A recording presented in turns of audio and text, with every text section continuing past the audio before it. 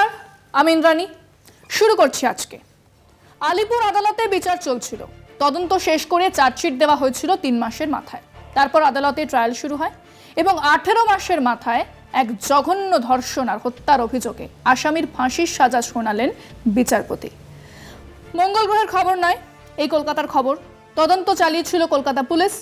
সেদিন এক 7 বছরের বাচ্চা মেয়ের ওপর ওই নির্যাতন আর তার হত্যার ঘটনায় রাজপথ দখল হয়নি, না কোথাও কোনো প্রতিবাদী মিছিল হয়নি, কিন্তু তদন্ত হয়েছিল। আর সেই তদন্তের ভিত্তিতেই বিচারক অপরাধীকে সর্বোচ্চ সাজা মৃত্যুদণ্ডের রায় দিয়েছেন। অর্থাৎ কলকাতা পুলিশ পারে, এর আগেও বহু ঘটনায় কিনারা করেছে। অবশ্যই সারা পৃথিবীর পুলিশ যেমনভাবে রাজনৈতিক কর্তৃত্বের কাছে অসহায়, কলকাতা পুলিশ তার ব্যতিক্রম নয়। ইনফ্যাক্ট কোনো এজেন্সিই নয়।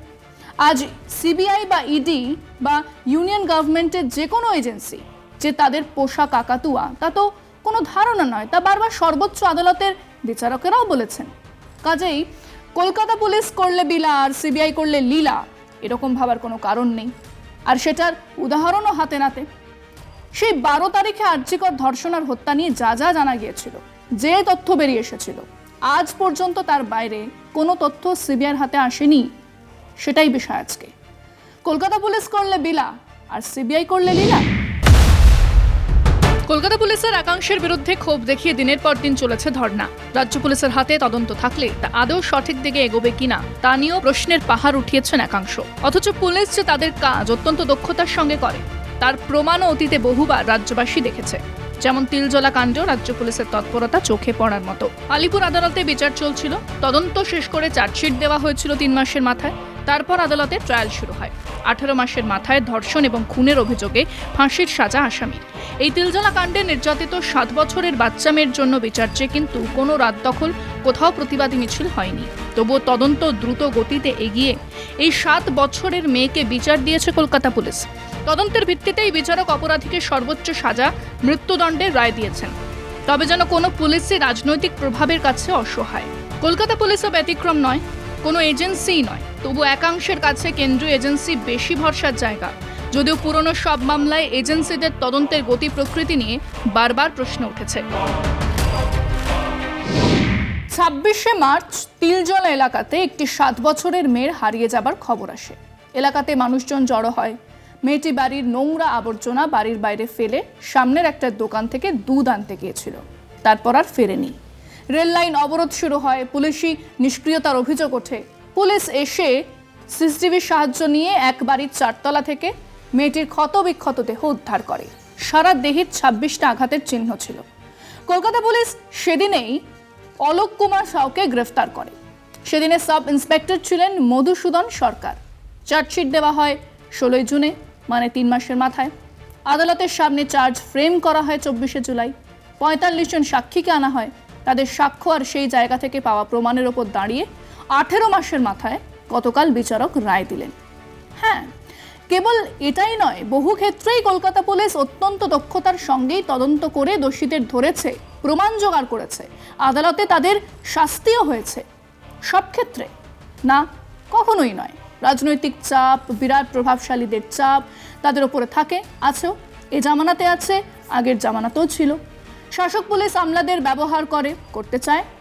কিন্তু যদি কেউ লালবাজারে গিয়ে হাতে করে তাদের শিরদাঁড়া দিয়ে আসেন, আর তারপরে সেই শিরদাঁড়ার অভাবেই সেই শিরদাঁড়ার প্রশ্ন নিয়ে সিজিও কমপ্লেক্সে যাবার সাহস জুগিয়ে উঠতে পারে না, তাদের শিরদাঁড়া নিয়েও প্রশ্ন উঠবে বই কি। আমরা আমাদের দর্শকদের জিজ্ঞেস করেছিলাম যে কলকাতা পুলিশ 2023-এর 26শে মার্চ ঘটে যাওয়া নারকীয় হত্যাকাণ্ডের অপরাধীকে গ্রেফতার করে আদালতে নিয়ে যায়। সেই তদন্তের ভিত্তিতেই অপরাধীর ফাঁসির সাজা ঘোষণা করেছেন বিচারক। সাম্প্রতিক যে ঘটনায় দেশ আলোড়িত, তার তদন্ত কলকাতা পুলিশ করলে কি এমন দ্রুত শাস্তি হতো, নাকি সিবিআই ভরসা? শুনুন মানুষজন কি বলছেন। এই রায়কে আমি স্বাগত জানাচ্ছি যে সঠিক সিদ্ধান্ত গ্রহণ করেছে আদালত।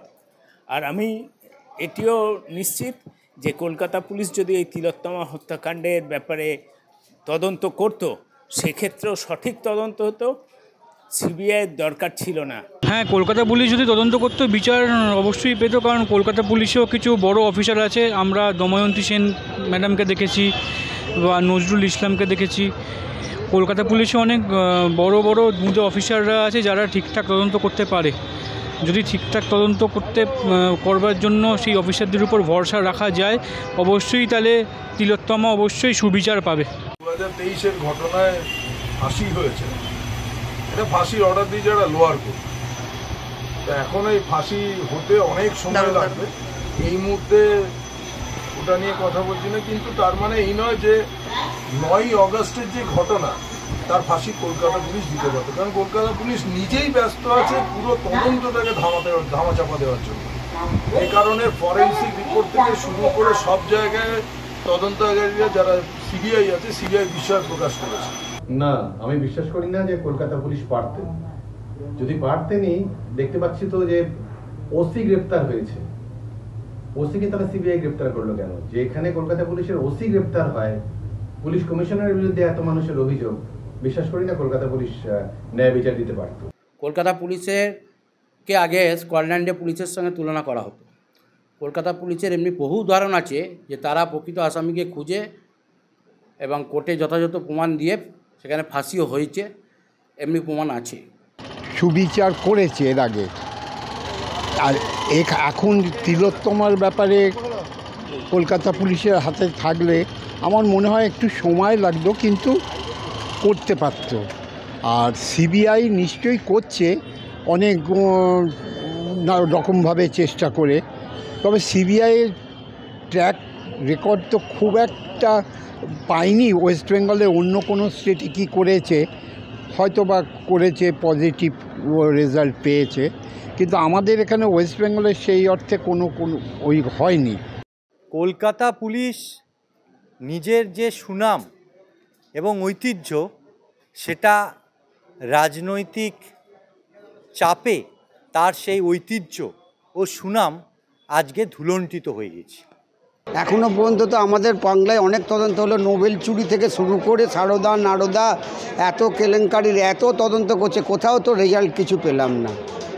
রেজাল্টের নিট ফল শূন্য। এইটাই যে কি রেজাল্ট হবে ঈশ্বর জানেন আর ওনারাই জানেন, বা অন্য কোথাও কিছু খেলা করছে কিনা সিবিআই জানেন। কলকাতা পুলিশ এর আগেও তদন্ত করে পেয়েছে। সদিচ্ছা থাকলে সব কিছুই তদন্ত হয়, সবই ভালো হয়, সব তদন্তই সাজা হয়। আর সদিচ্ছা যদি না থাকে, কোনো কিছুতেই কিছু হয় না। আজ নয়, পুলিশ প্রশাসনের হাত পা বেঁধে রেখে তাকে ঠুঁটো জগন্নাথ বানিয়ে তার সম্পর্কে মানুষের ধারণাকে বিষিয়েছে বিভিন্ন সময় বিভিন্ন জায়গাতে ক্ষমতায় থাকা রাজনৈতিক দল। আর সময় সময় কাজের স্বাধীনতা পেলেই কলকাতা পুলিশ তার দক্ষতাও দেখিয়েছে বারবার। কিন্তু অন্তত দুটো বড় মামলাতে দক্ষতা থাকা সত্ত্বেও তাদেরকেই ভিলেন বানানো হয়েছে, এবং দুবারই তার কারণ 100% রাজনৈতিক। প্রথমবার আমরা দেখেছিলাম রিজওয়ানুর আত্মহত্যা মামলার সময়, দ্বিতীয়বার এই তিলোত্তমা ধর্ষণ হত্যা মামলার সময়। কিন্তু আরও হতাশার ব্যাপার হলো সর্বক্ষেত্রে ব্যর্থ এক এজেন্সি সিবিআইয়ের ওপর কিছু মানুষের বিরাট ভরসা, যারা গরু চুরির মামলাও দাঁড় করাতে পারে না। তাদের ওপরে এই ভরসার কারণ যে রাজনৈতিক, তাও আমরা বুঝি। তাই বলতেই হয়, কলকাতা পুলিশ করলে বিলা আর সিবিআই করলে লীলা। এ তামাশা বন্ধ হোক। আজকে এ পর্যন্তই। দেখতে থাকুন কলকাতা টিভি, রাত দিন 7 দিন।